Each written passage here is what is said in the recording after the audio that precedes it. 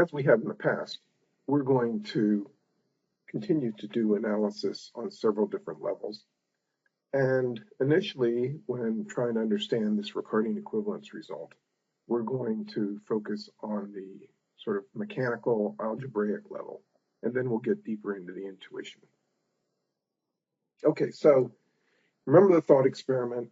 Government's going to cut taxes today, it's going to raise taxes in the future. Okay? In order to finance the tax cut today, the government is going to sell more bonds. And then it has to raise enough taxes in the future to pay off those new bonds and to pay interest on those bonds. So what happens at the individual level? Well, remember that little t is the individual taxes, and there are n individuals, so aggregate taxes is capital T, and the same thing for taxes in the future.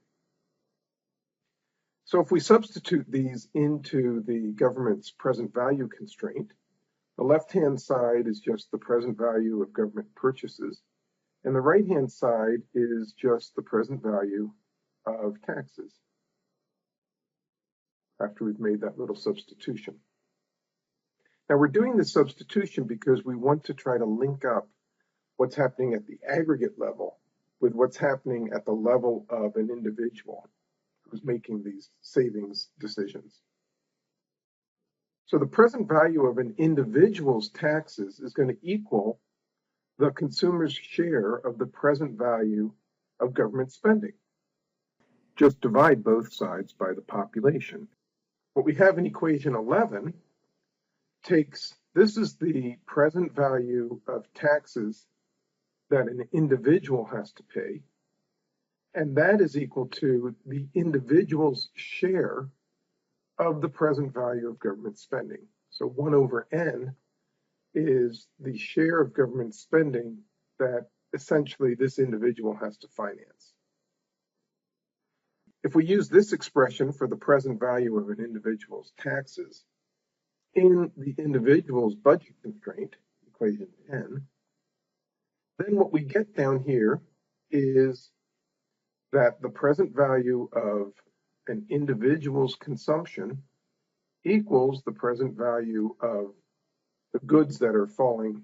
Remember these trees that are bearing fruit, plus this present value of this individual's share of government spending. Notice that in 12, taxes and government debt disappear. So that should tell you immediately that changes in taxes and government debt can't have any effect on the individual's choices of consumption. But let's go a little bit farther.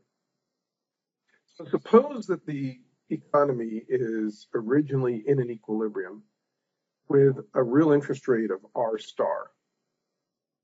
And at that real interest rate, the consumer has chosen C star and C star F. So on this left-hand side, again, what we have is the optimal present value of consumption that this individual has chosen. And on the right-hand side, we have the present value of income discounted at the equilibrium interest rate, and the present value of this individual's share of government spending. So now the thought experiment is, we're going to cut taxes today, so delta T goes down, but then we're going to raise future taxes by how much? Well, we have to pay off the borrowing of this initial tax cut, and then we have to pay interest on it.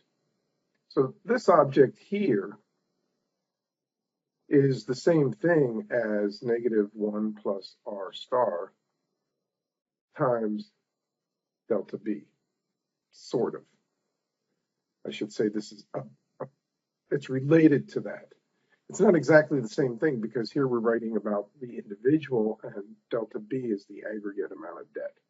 But let's not worry about that. Okay, so what inferences can we draw from equation 13? Well, first of all, this tax change is not going to affect individuals' wealth at this original interest rate, R star. So with the same wealth and the same real interest rate, the consumer is going to make the same optimal choices, C star, C star F.